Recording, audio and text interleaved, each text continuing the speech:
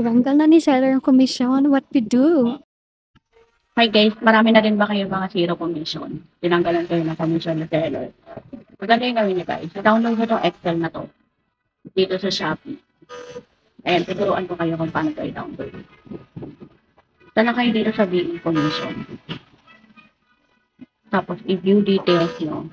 I-download nyo yung buong taon guys. Or pwede din naman yung simula January hanggang up to current. Ako kasi dinownload ko. Ayan. Ito, simula January, week 1. View details nyo yan. Extract natin yan into Excel file. Copy nyo to, yung commission completed time. Ayan. Tapos, view conversion nyo.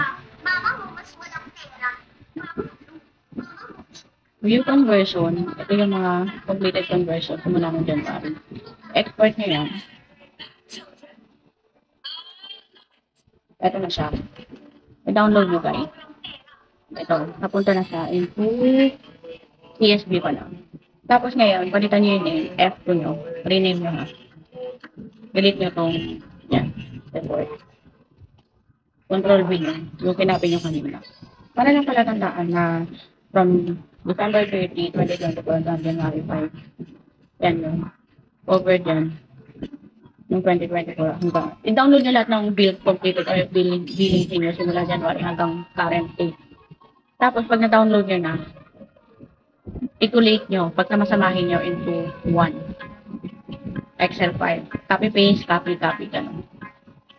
Ito na siya guys. Sinort ko na yan. Ano to? Tinanggalan tayo ni seller ng commission. So, gamitin natin to.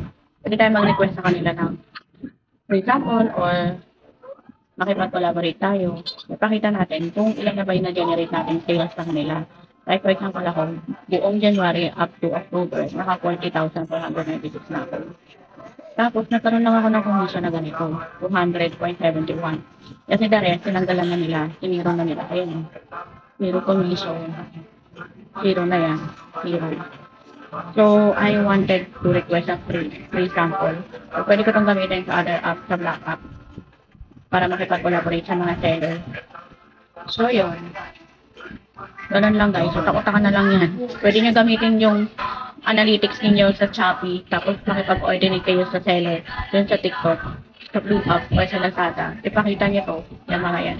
Yung mga numbers na yan, pati orders na yan, generated orders. Send nyo muna yun sa Shopee. Pag hindi sila gumayag, lipat sa ibang app. Ganun. May potential yung product nila na makapag-generate ng ganito kalaking income. Diba? So, yun, takot-taka na lang tayo.